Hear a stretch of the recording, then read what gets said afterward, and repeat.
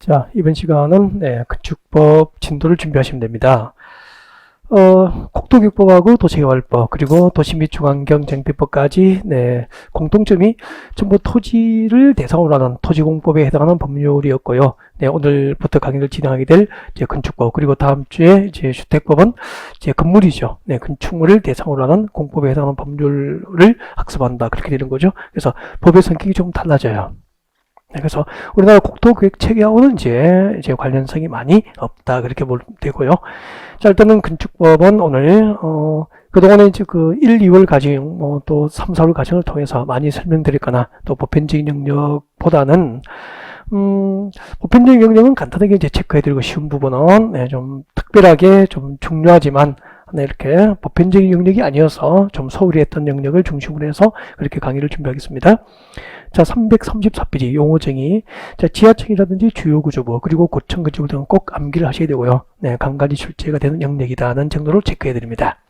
그리고 오른쪽으로 갑니다. 335페이지 보면은 자, 용어정의에서 다중이용 건축은 잘 하진 않거든요, 제가. 그래서 단독으로 최근에 와서 출제를 좀 자주는 아니지만 단독 출제가 되는 영역이기 때문에 이 부분을 조금 깊게 다뤄드릴 수 있도록 그렇게 하겠습니다. 다중이용 건축물이에요. 약간의 개정도 있었죠. 지난번까지는 이제 불특정 다수가 이용하는 건축물이라는 전제가 들어갔었는데 그 부분이 이제 삭제가 됐기 때문에 약간 개정이 있다라고 봐야 되죠. 자, 보겠습니다. 교재. 다음 중 한 개에 해당하는 건축물을 다중이용 건축물이라고 그래요. 다음이 박스안에 몇 개 있습니까? 2개. 동그라미 1번과 2번 중 한 개에 해당하면은 무엇이 되는 거죠? 법상 다중이용 건축물이 됩니다. 첫 번째, 동그라미 1번 같이 볼까요? 자, 건축물의 용도가 문화 및 집회 시설 등으로서 줄 것이죠. 바닥 면적 합계가 얼마죠? 5,000제곱 이상. 바닥 면적 합계가 5,000제곱 이상인 건축물은 이 법상, 건축법상 다중이용 건축물이 됩니다. 건축물의 용도가 문화 및 집회시설이거나 종교시설, 판매시설, 그리고 운수시설 중에서 여객용시설, 그리고 의료시설 중에서 종합병원, 그리고 숙박시설 중에서 관광, 숙박시설 등 용도에 해당하고 바닥 면적 합계가 얼마죠? 5,000제곱 이상이면 다중이용 건축물이 돼요. 그리고 건축물 용도와 상관없이 줄 것죠. 층수가 몇 층이죠? 16층 이상인 건축물은 건축법상 다중이용 건축물이 될 수 있게 됩니다. 그래서 동그라미 1번과 2번의 요건을 모두 갖춰야 됩니까? 둘 중 하나입니까? 둘 중 하나. 동그라미 1번에 해당하거나 아니면 층수가 16층 이상이면 건축법상 다중이용 건축물이 되는 겁니다. 아셨죠? 그리고 특히 조심해야 될 거. 기억번이죠. 동그라미 1번의 기억번. 동식물로는 건축상 용도가 문화 및 집회시설이지만 문화 및 집회시설 중에서 동물원하고 식물원은 바닥면적 합계가 5,000제곱 이상이어도 다중이용 건축물입니까? 제외입니까? 제외. 이런 조건이 붙은 것이 주로 정답을 결정합니다. 참고했으면 좋겠어요. 알겠죠? 그리고 이제 문제풀이 시간에 이 다중이용 건축물을 연습할 수도 그렇게 할게요. 그리고 책자 넘겨줍니다. 그리고 336페이지 봅니다. 336페이지. 저 위에 보면은 02번에 건축법 적용 대상 행위입니까? 건축법 적용 대상 물입니까? 건축법 적용 대상물은 세 가지가 있었죠. 진짜 1, 2월, 3, 4월 입문과정까지 통틀어서 늘 열심히 강의했고 열심히 준비한 영역이에요. 그래서 이런 영역은 조금 이제 편하게 진행할 거예요. 그래서 일단은 건축법 적용을 받는 건축물이 있습니다. 건축법 적용 대상물 1번 건축물은 교재 보십시오. 건축법 적용을 받는 것도 있고 건축법 적용을 받지 않는 것을 구별하는 게 핵심이죠. 구별해서 암기하셔야 되고요. 그 다음에 대지입니다. 대지는 공간정보 구축 및 관리에 관한 법률상 줄 거죠. 각 필지로 나눈 토지가 건축법상 대지예요. 공간정보 구축 및 관리에 관한 법률상 각 필지로 나눈 토지는 건축법상 대지가 되는 게 원칙이잖아. 그죠? 그래서 원칙 건축법상 대지란 공간정보 구축 및 관리에 관한 법률상 각 필지로 나눈 토지입니다. 이거 좀 외웠으면 좋겠고요. 이 말의 뜻은 이런 뜻이죠. 잠깐 보실래요? 여러분 여기 공간정보 구축 및 관리하는 법률상 중에서 뭐 지적법에 해당하는 사항이니까 지적법이라고 할게요. 지적법상 세필지로 나눈 토지가 있습니다. 그러면은 이 지적법상 각각의 필지로 나눈 토지는 곧 각각이 건축법상 한 개의 대지가 된다는 뜻이에요. 그래서 공간정보 구축 및 관리하는 법률 즉 지적법상 각 필지로 나눈 토지가 건축법상 대지라는 말의 뜻은 곧 뭐죠? 1필지. 지적법상 한 개의 필지는 건축법상 몇 개의 대지가 되죠? 한 개의 대지가 된다. 1필지, 1대지가 원칙이다. 그렇게 설명되잖아요. 이 1필지, 1대지 원칙에 대한 특례가 두 가지가 있죠. 그 이야기를 해드리고 가려고 특례가 두 가지가 있습니다. 동그라미 1번 해보십시오. 예외적으로 특례로서 둘 이상의 필지죠. 두 개 이상의 필지, 두 개 이상의 필지를 몇 개의 대지로 보죠? 한 개의 대지로 인정할 수 있는 토지가 밑에 박산에 기업부터 비업까지 몇 개가 있죠? 6개. 이것 하고. 그 다음에 두 번째 봅니다. 동그라미 2번 봅니다. 337페이지 있죠? 하나 이상의 필지 일부입니다. 하나 이상의 필지의 일부입니다. 일부. 전부입니까? 일부입니까? 일부. 하나 이상의 필지의 일부를 일부의 대지를 보지 않고 한 필지 이상의 필지의 일부를 몇 개 대지로 할 수 있죠? 1대지. 하나의 대지로 할 수 있는 토지. 하나의 대지로 할 수 있는 토지가 몇 개 있죠? 5개. 이걸 구분해야 되죠. 두 개 이상의 필지를 한 개의 대지로 인정할 수 있는 토지 6개하고 하나 이상의 필지의 일부를 하나의 대지로 할 수 있는 토지 5개를 구분해서 정리할 수 있도록 합니다. 내용은 들어가지 않습니다. 워낙 많이 했던 것들이죠. 그 다음에 축조 신고 대상 공작물 봅니다. 337페이지 축조 신고 대상 공작물이 나와 있습니다. 축조 신고 대상 공작물 잠깐만요. 여러분 건축물과 공작물의 공통점이 뭐죠? 자연적으로 존재하는 겁니까? 인공적으로 제작 설치됩니까? 인공적으로 설치되는 시설물이에요. 그 인공적으로 설치되는 시설물 가운데서 지붕이 존재하면 무엇이 되죠? 건축물이 되잖아요. 지붕이 존재하지 않은 것은 무엇이죠?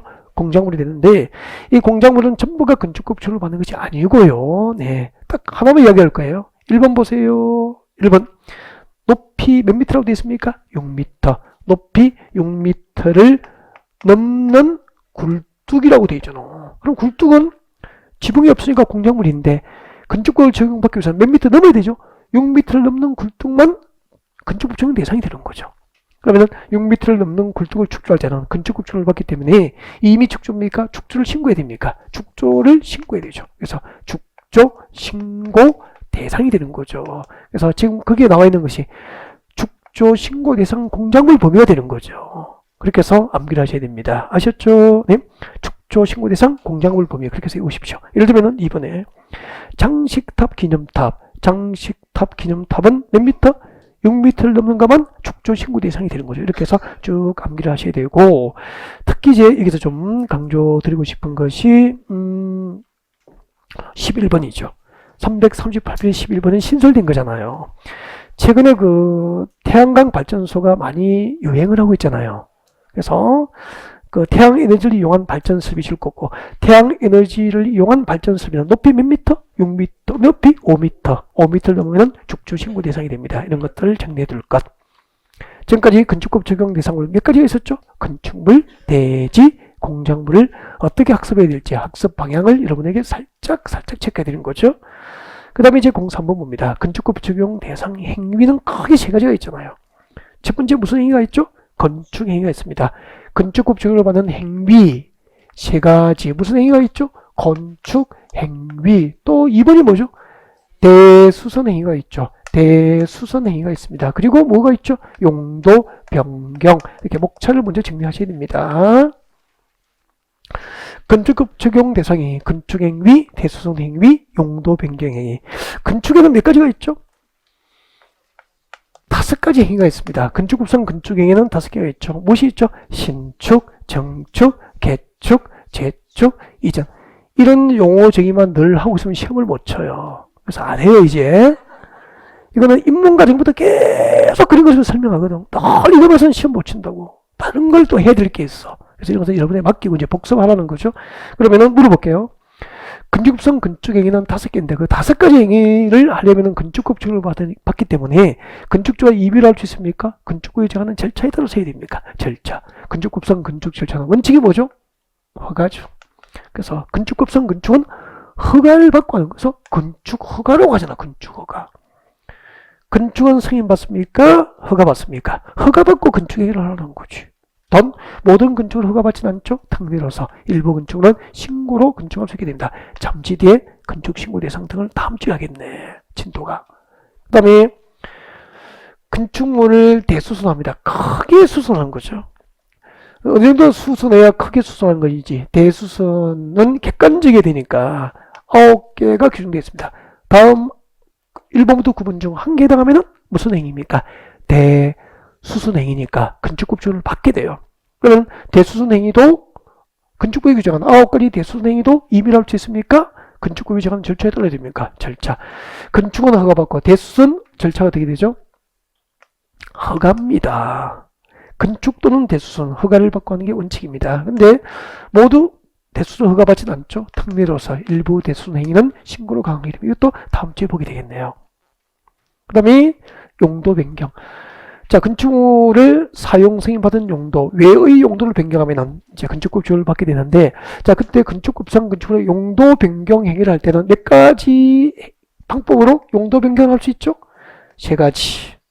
건축법상 건축물의 용도 변경 방법은 첫 번째, 허가를 받고 용도 변경하거나 신고하고 용도 변경하거나 아니면 구청에 가서 건축물대장 기재사항, 건축물대장 기재사항 변경, 기재사항 변경 신청 등을 통해서 건축물의 용도를 변경할 수 있게 됩니다. 자, 용도 변경은 오늘 조금 다루어드리도록 그렇게 할 거예요. 자, 용도 변경.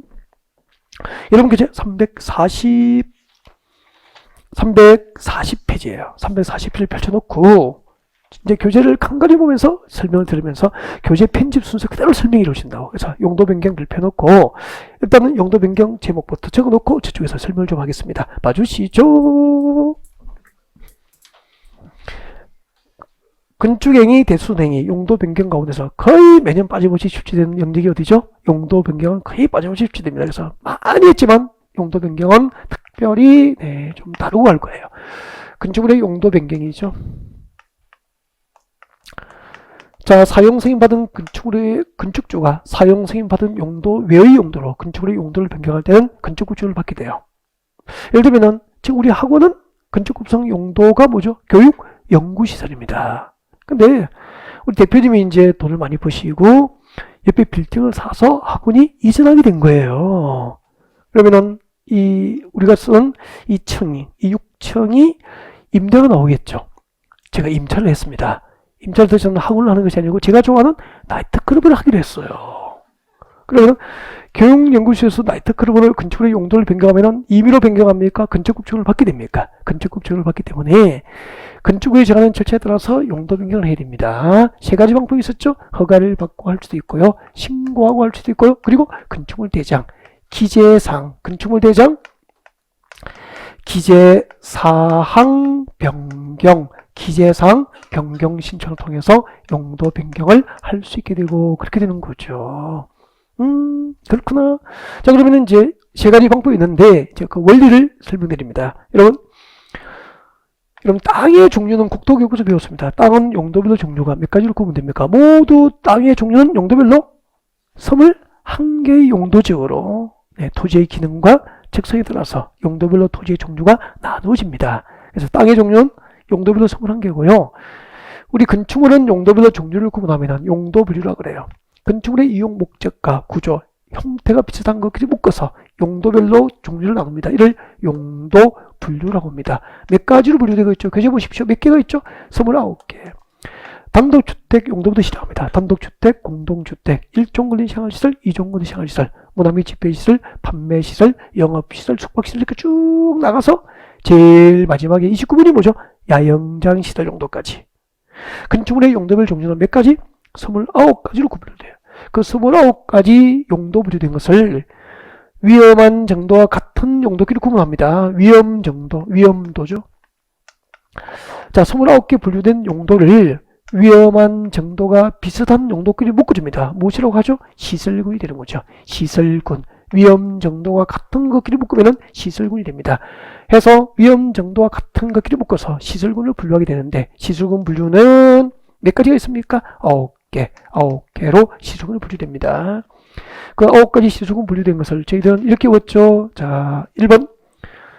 제일 밑에 봅니다. 자동차 관련 시설군으로 시작하는 거 맞죠? 네, 그렇게 해서 제일 위에 자동차 관련 시설군 첫 글자 따서 8번까지 들어갑니다. 자산 전문, 영교, 근주박 그렇게 외웠습니다. 자산 전문, 영교, 근주. 9번은 두 번째 글자 박 동그라미 하셔서 자산 전문, 영교, 근주박 그렇게 외웠었고요. 이런 것은 기본 이론 과정에서 다 하고 올라오셔야 되는 거예요. 네. 자주 출시되니까 특별히 지금 그냥 가기 섭섭해서 하는 거죠. 자, 시작합니다. 위에서부터 같이 해요. 자연스럽게 나와야 됩니다. 뭐죠?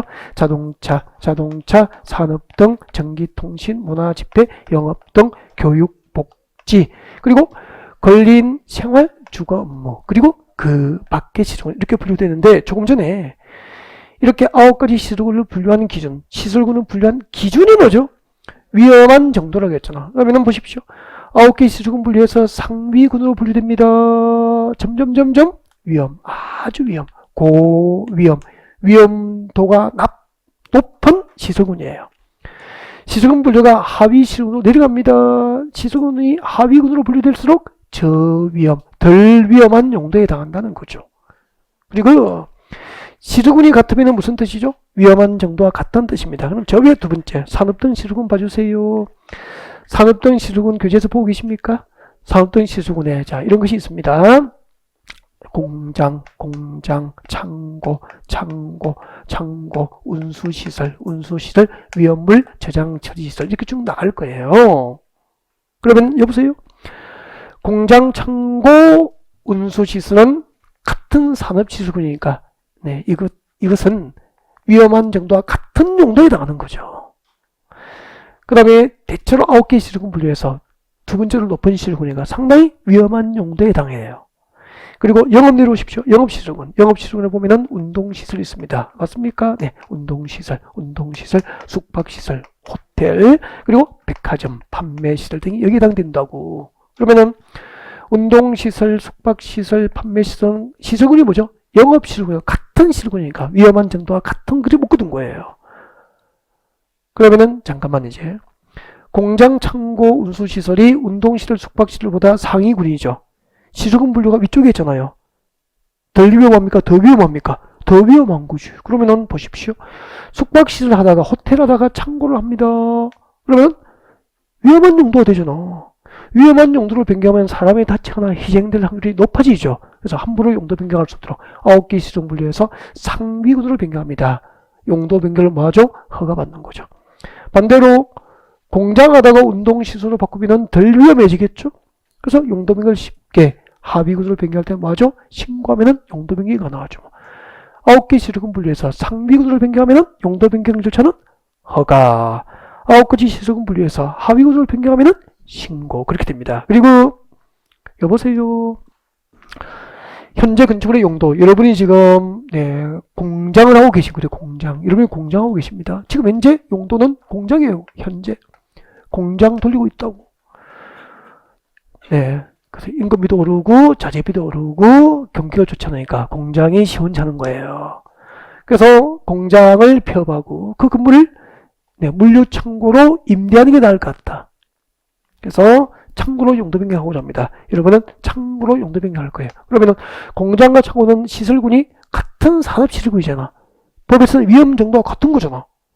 그럴 경우에는 같은 시설군 내에서 용도 변경하면 위험 정도의 변화가 없죠. 단 건축물 대장에 이 건축물은 현재 용도가 공장이라고 기재되어 있을 거 아니에요. 이것을 창고시설로 바꾸려고 건축물 대장에 공장으로 기재된 것을 이 건축물의 용도를 무엇으로 바꾸달라고? 창고로 용도를 변경해달라고. 건축물 대장 기재상 변경만 구청에 신청하면 용도 변경이 가능한 거죠. 그래서 같은 시설군 상원의 용도 변경, 공장을 창고를 공장으로 용도 변경할 때는 상위군으로 하위군으로 변경하기 때문에 허가나 신고를 받지 않고 건축물 대장 기재상 변경을 통해서 건축물의 용도 변경이 가능하다는 얘기입니다. 이제 건축급상 용도 변경 방법. 어떤 경우는 허가받죠? 상위군으로 변경할 때. 어떤 경우에 신고하죠? 하위군으로 변경할 때. 어떤 경우에는 건축물 대장 기재상 변경 신청하죠? 같은 시설군 내에서 용도 변경은 기재상 변경 신청. 그렇게 하시면 되죠, 뭐. 여기까지 아셨고요. 이제 기본적인 원리를 설명드린 거죠. 그리고 참 미안하더라고, 이런 거는. 건축물의 용도가 몇 가지죠? 29개인데 29개의 건축물의 용도별 종류를 구별하는 문제가 나와요, 가끔. 그래서 그걸 다 외우면은 A4 용지 한 25장 됩니다. 그래서 저는 못 외우죠. 저도 다 못 외워요. 대한민국에 아무도 다 외운 사람 없어요. 근데 시험은 나오는 거지. 근데 걱정할 필요가 없다는 거죠. 왜요? 늘 나오는 것이 나오다는 거죠. 그래서 만들어뒀어요. 요약지 보시면 뽑아뒀잖아. 여러분도 342페이지 오세요. 342페이지 오면은 암기 플러스 용도별 건축의 종류가 나와 있습니까? 몇 가지 나와 있죠? 그래서 A4 용지 25장을 한 장, 한 바닥 조금 넘게 뽑아놨잖아. 그래서 이 정도는 암기를 좀 해야 돼요. 죄송해요. 여기 앞에 형님은 미치겠어. 그래. 암기하셔야 됩니다. 네, 이 정도는 좀 해두셔야 되고, 특히 그 중에서 진짜 잘 나온 것은 뭐라고 컬러로 복사까지 해뒀잖아. 그래서 좀 암기를 꼭 했으면 좋겠습니다. 네. 특히 제일 처음 외우게 될 게 뭐죠? 단독주택의 종류입니다. 건축구상 단독주택은 단다, 다공, 단독, 다중, 다가구, 공간은 진짜 공부를 공부하면 당연히 알고 있어야 될 것 같고요. 공동주택의 종류도 어떻게 되죠? 아파트, 연립, 다세대, 기숙사. 그래서 기숙사는 건축구상 용도가 뭐죠? 공장입니까? 공동주택이에요. 기숙사가. 근데 이게 다음번에 이제 주택법에 가면은 주택법상 공동주택이 아니고 준주택이 되어버리거든요. 그래서 중요하다고. 건축법상 기숙사의 건축물 용도는 공동주택으로 분류하지만 주택법에서는 공동주택입니까? 준주택이 되어버립니까? 주택법상 준주택이 되어버리거든요. 준주택도 단독 출지된 수도 있다고. 그 다음에 여러분이 꼭 해야 될 게 3번에 1종 걸린 생활시설하고 4번에 2종 걸린 생활시설 종류는 정말 자주 나오거든. 그래서 그거 1종 걸린 생활시설만 A4 한 페이지 분량 넘는다고 그렇게 줄여드리면 찍어드린 거 아니에요. 이 정도 외워야죠. 부탁합니다. 자, 그리고 이제 용도 변경에서 여러분 하셔야 될 게 있어요. 341페이지 잠깐만 오세요. 341페이지 오세요. 341페이지 개념 플러스라고 박스가 보일 건데 찾으셨나요? 341페이지 개념 플러스. 이 작년에 출시됐는데 상당히 어려워요. 자, 사용승인 규정 읽어드립니다. 용도 변경 하나, 용도 변경 허가나 용도 변경 신고 대상인 경우로서 용도 변경할 때 용도 변경하려는 부분의 바닥면적 합계가 줄겠죠. 100제곱미터 이상입니다. 용도 변경할 때 그 용도 변경하는 부분의 바닥면적 합계가 얼마? 100제곱미터 이상인 경우 줄까요? 용도 변경하려는 부분의 바닥면적 합계가 100제곱미터 이상인 경우에는 손 떼고 사용 승인에 관하여 건축법 제22조 건축물의 사용 승인 규정을 준용합니다. 줄겠죠. 가로 안에 사용 승인 규정을 준용한다. 이걸 외워야 돼요. 사용승인 규정을 준용한다. 이걸 외우셔야 됩니다. 저 좀 보실래요? 저 좀 봐주세요.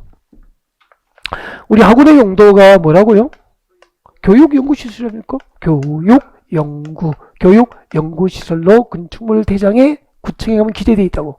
이 건축물 6층의 용도는 교육연구시설로 승인받은 거예요. 근데 대표님이 옆에 빌딩 사서 옮겨가면은 임대 나온다고 그랬죠? 제가 임차를 합니다. 임차를 저는 학원할 거예요? 나이트클럽 할 거예요? 나이트클럽 밟고 그러니까 이걸 나이트클럽은 위락시설이에요. 위락시설. 이름도 기락시설 비슷하잖아. 그래서 제가 이거 이름만 봐도 위락시설 나이트클럽을 좋아할 수밖에 없잖아. 그죠? 네.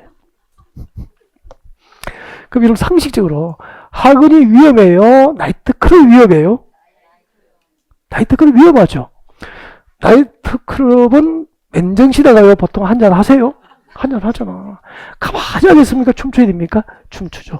조명이 그대로 있습니까? 조명도 돕니까? 조명도 돌고 나도 돌고 다 돌잖아.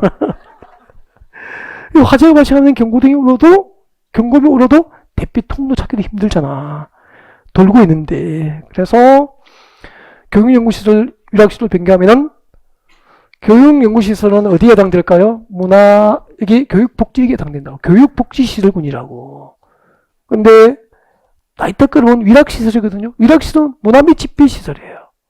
모여서 춤추잖아. 혼자 추지는 않잖아. 그래서 여기에 해당되는 거야. 위로 가죠? 하위군입니까? 상위군입니까? 상위군. 위험해지니까 용도 변경 줘서 뭐죠? 허가를 받아야 되는 거지. 그때 우리 학원의 바닥 면적은 100제곱미터 이상입니까? 아닙니까? 당연히 100제곱미터 이상이지. 당연히 100제곱미터 이상이지. 이런 용도 변경을 하면 교육연구실을 이제 이대로 나이트클럽 할 수 없기 때문에 제가 리모델링 하겠죠. 그죠? 조명도 달고 방음 장치하고 무대 장치 만들고 다 한다고. 그래가지고 이 용도 변경되는 부분에 100제곱미터 이상이니까 나이테크를 오픈하려면은 뭘 받아야 됩니까? 용도 변경할 때 바닥면적 합계가 100제곱미터 이상이면은 사용 승인을 받아야 한다는 건축법 제22조 규정이 준용되기 때문에 그 용도 변경에 대해서 무엇을 받아야 됩니까? 사용 승인 후에 나이테크를 오픈해야 되는 거야. 아셨죠? 그러면 사용 승인 받지 않고 용도 변경하고 리모델링 끝나고 마음대로 나이테크를 오픈해버리면 저는 불법 행위자가 되는 거죠. 처벌을 받게 되겠죠. 용도 변경할 때 바닥 면적 합계가 얼마 이상이면 사용 승인 받죠? 100제곱미터 이상. 그렇게 외웠으면 좋겠고, 내려오십시오. 2번 건축사 설계 규정의 준용입니다. 용도 변경 허가 대상인 경우로서 줄 것죠. 용도 변경하려는 부분에 바닥 면적 합계가 500제곱미터 이상인 용도 변경입니다. 500제곱미터 이상인 용도 변경 설계 동그라미. 이 설계는 줄 것이죠. 건축법 제23조 건축물의 건축사 설계 규정이 준용되는 거예요. 이때 설계는 누가 설계하죠? 건축사 설계 규정이에요. 설계 동그라미 이꼴 건축사 설계 적어두면 되겠죠. 그래서 그 용도 변경 설계는 누구나 설계할 수 있습니까? 건축사만 설계할 수 있습니까? 건축사만 설계를 해야 되는 거지 뭐. 그럼 이렇게 하면 되겠네. 용도 변경할 때 바닥 면적 합계가 100제곱 이상이면은 용도 변경에 관하여 사용 승인을 받아야 되고, 용도 변경할 때 바닥 면적 합계가 500제곱 이상이면 용도 변경 설계를 누가 설계해야 되죠? 건축사가 용도 변경 설계를 해야 한다라고 하면 되죠. 하나의 건축물인데 2개 이상의 용도로 허가 신청하고 신고하고 건축할 수도 있죠? 용도 변경 허가 신고할 수도 있고, 복수 용도는 인정됩니다. R 리딩. 넘어갑니다. 343페이지, 이 마지막 주제입니다. 오늘 343페이지 보면은 건축법 적용 대상 지역이 나와 있을 거죠. 사실은 이거 설명하고 싶었어요. 오는 길에 용도 변경 해드린 거죠. 너무 빼니까 섭섭해서. 그래서 건축법 적용 대상 지역 발표하시고, 평소에 열심히 하지 않았던 영역이에요. 그래서 낯설 수도 있을 거야. 네, 건축법 적용 대상 지역입니다. 자, 여러분의 고객이 대지를 취득했을 때 건축하면 모든 건축법 규정이 빠짐없이 전부 적용되는 지역이 있습니다. 건축법이 전부 적용되는 지역 4개를 외우십시오. 첫 번째, 도시적 미출 것입니다. 클라로 복사되어 있죠? 네, 도시적 미출 것이고 동그라미 1번 쓰세요. 그리고 도시적 밖에, 자, 지구단위 구역 줄 것입니다. 두 번째 줄에 지구단위 구역 미출 것이고 동그라미 2번. 그리고 지구단위 구역 외 동이나 읍 줄 거예요. 동이나 읍 줄 거고 동그라미 3번. 동이나 읍 뒤에 가로 안에 들어오십시오. 동과 읍에 속하는 섬의 경우 인구가 500인 이상인 경우 줄 거고 동그라미 4번. 그렇게 해서 땅 사서 집 지을 때 건축법이 전부 적용되는 지역이 몇 개 있습니까? 4개. 도시지역과 그리고 도시지역 외 지역의 지구단위 구역과 동과 읍 지역, 그리고 동과 읍이 섬인 경우 인구가 500인 이상이 되는 지역은 건축법상 모든 규정이 빠짐없이 전부 적용돼요. 근데 내려오세요. 2번. 일부 규정의 적용을 배제하는 지역이 나와 있고요. 배제된 규정이 소개되어 있습니다. 지금도 줄 것입니다. 전부 적용 지역이 아닌 지역은 줄 거예요. 전부 적용 지역이 아닌 지역은 다음 규정을 적용하지 아니한다. 그러면 위 전부 적용 지역 이외의 지역에 적용을 배제할 수 있는 규정이 박스 안에 들어있죠? 이걸 암기하셔야 돼요. 그 앞에 그 국토의 계획 및 이용하는 법률에 따른, 이것은 삭제를 좀 해주세요. 죄송해요. 국토의 계획 및 이용에 관한 법률에 따른 삭제를 해버립니다. 하고 전부 적용지역이 아닌 지역에는 다음 건축법 규정을 적용하지 않는다. 그렇게 하시면 되고요. 전부 적용지역 외의 지역에 적용을 배제하는 법 규정이 6개가 있죠. 네. 대지와 도로의 관계 첫 번째 글자 대 동그라미 합니다. 도로의 지정 폐지 변경 도 동그라미, 건축선 지정 근 동그라미, 건축선에 따른 건축 제한 근 동그라미, 대도 근이 몇 개죠? 2개. 대도 건투 방화 주간의 건축물 방 동그라미, 대지분할 제한 대 동그라미, 대도 건투 방대. 그렇게 옵니다. 아셨죠? 자, 그러면은 지금 밑줄 거 드린 것 이것을 설명하고 암기하고 그리고 오늘 수업 종료합니다. 앞을 봐주세요. 집중하세요. 자, 건축법의 적용 대상물, 건축법 적용을 받는 대상물 3개 있었죠. 무엇이 있었죠? 여기 보고요. 건축물, 그리고 대지, 공작물 그렇게 되죠. 건축법 적용 대상 행위는 세 가지가 있습니다. 무슨 행위가 있죠? 건축 행위가 있죠. 건축 행위, 또 대수선 행위, 그리고 용도 변경 행위, 그렇게 있었죠. 지금부터 하는 것은 건축법 적용 지역이에요. 지역. 건축법에 적용을 하는 지역을 나눈 거죠. 지역. 우리 건축법에서는 건축법상 모든 규정이 전부 적용되는 전부 적용 지역이 있어. 전부. 건축법상 모든 규정이 적용되는 전부 적용 지역이 있고요. 전부 적용 지역을 제외하면 나머지 지역에서는 건축법 전부 적용합니까? 일부 적용을 배제합니까? 일부 적용을 배제하게 되는 거죠. 일부 건축법 적용을 하지 않는다. 일부 적용을 배제하게 되는 거죠. 그림을 그려서 설명할 거예요. 이거 꼭 이렇게 입체적으로 기억하시면 돼요. 요즘 시험이 이분이 출제되면 상당히 난이도가 높아요. 그래서 단순히 암기하시면 거의 답 찾기 힘들어진다고. 교재 그만 만지세요. 앞에 집중하세요. 이렇게 설명드려. 이런 거는 단순히 오면 시험지를 받으면 답 찾을 길이 없어. 나온 줄도 몰라요. 상당히 어렵게 나옵니다. 집중. 이 대한민국 지도예요. 어제 저녁에 제가 많은 일을 했어. 많은 일을. 서해 쪽으로 지도를 땅을 좀 밀어내고 동해 쪽으로 좀 밀어내버렸어. 이렇게 만들어버렸죠. 어젯밤에. 잘했죠. 자, 우리 대한민국 지도, 우리 대한민국에서 여러분의 거기 땅 사면은 건축법이 전부 적용되는 지역 외우십시오. 첫 번째, 우리 국토원에서 서울처럼 도시적으로 용도지역이 지정된 곳은 건축법이 전부 적용됩니다. 하나 외워요. 도시지역은 건축법이 전부 적용돼. 근데 여기요 나갑니다. 도시적 외의 지역이죠. 도시지역 외의 지역이에요. 도시적 외의 지역은 농어촌이 많잖아. 그럼 건축 밀도가 높습니까? 낮습니까? 건축 밀도가 높죠. 설악산, 저 꼴짝이에 나는 자연인이다 이렇게 사시는 분도 있잖아. 그분들이 집 하나 짓고 사는 거야. 여기다가 당신 모든 건축법 규정에 맞도록 집을 져야 해. 이렇게 과하게 지나치게 규제를 할 필요가 있어 없어? 없잖아. 그래서 이 건축 밀도가 낮은 지역은 건축법 일부 적용을 하지 않는 거야. 근데 도시적 외의 지역에서 지구 단위 구역이 지정되면 건축법이 전부 적용돼. 그 이유는 알고 계시죠, 이제. 지구 단위 구역이 지정되면 지금은 도시적 외의 지역이지만 금방 신도시로 개발될 거 아니에요. 그래서 건축법이 전부 적용돼요.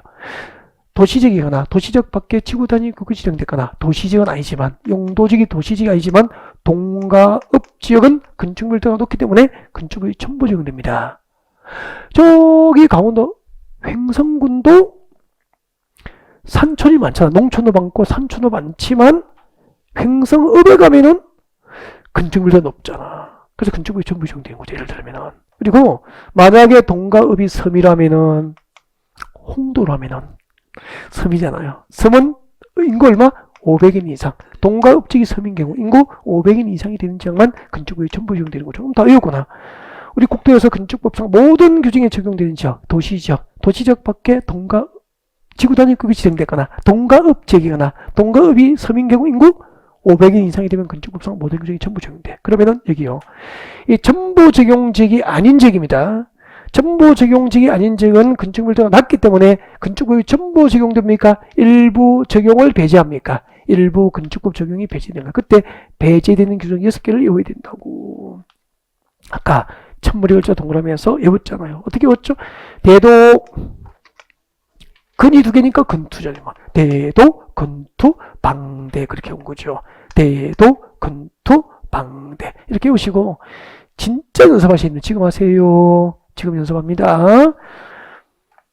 저처럼 외우셔야 돼요. 대지와 도로의 관계, 도로의 지정, 폐지, 변경, 건축선 지정, 그리고 건축선에 의한 건축 제한, 방화지관의 건축물, 그리고 마지막이 뭐죠? 대지, 분할, 제한.